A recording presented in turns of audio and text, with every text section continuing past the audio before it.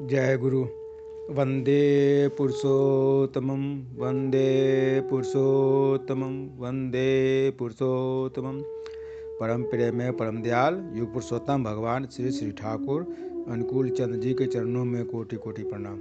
एक भक्त ने श्री श्री ठाकुर जी से पूछा, हे दयाल, भक्त किसे कहते हैं और उसके क्या लक्षण हैं? इस पर परमपिता श्री श्री ठाकुर जी ने कहा, भक्त वही है जो अपने को इष्ट के गुण से गुणवान्वित कर ऊपर उठाने की चेष्टा करेगा और सोचेगा, बोलेगा और उसी पथ पर चलेगा।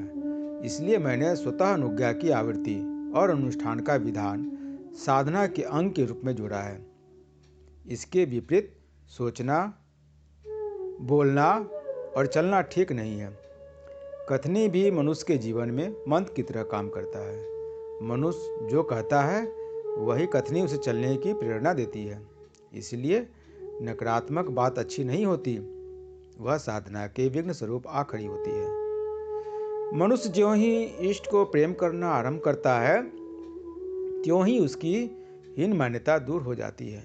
उस समय उसका यह धंधा रहता है किस प्रकार वह इष्ट की चाह और इच्छाओं की पूर्ति करेगा, और किए बिना वह रह नहीं सकता है। इसलिए उस विषय में बिना किसी बाहरी दिखावा के वह तीव्र संकल्प लेकर करने को उद्यत हो जाता है।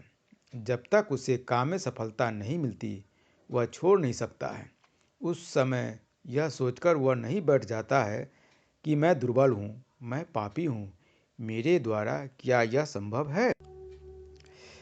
जब तक उसे काम में सफलता नहीं मिलती, वह छोड़ नहीं सकता है।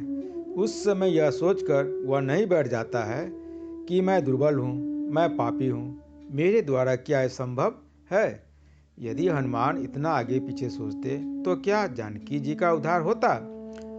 जो वीर भक्त होता है वह अहंकार या आत्माभिमान को अवहेलना करने के बहाने कोई बड़ा दायित्व से अपने को दूर हटाकर नहीं रख सकता और न रखना चाहता है, बल्कि वह सोचता है कि उनकी तृप्ति के लिए सब कुछ मुझे ही करना है और उनकी दया के बदौलत विहित प्रयत्न के जरिए सब कुछ मेरे द्वारा ही संभव है। तुम्हार पताका जारे दाओ, तारे वही वारे दाओ शक्ति। जिसे तुम अपना पताका देते हो, उसे वहन करने की शक्ति भी देते हो। फिर वह कहता है कि तुम यंत्री आमी यंत्र, जे मन चलाओ ते मन चली।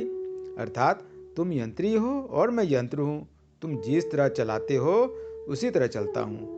वह हर काम काज में गुरु के दया का करामात देखता है और अवाक होता है तथा क्रमागत गुरु का ही गुणगान गाता है।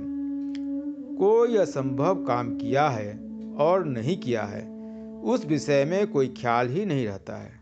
वाही लुटने के लिए मनुष्य कुछ भी नहीं कहते।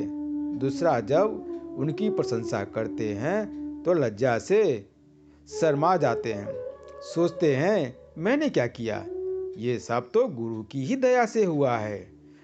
जय गुरु। वंदे पुरुषोत्तम वंदे पुरुषोत्तम वंदे पुरुषोत्तम।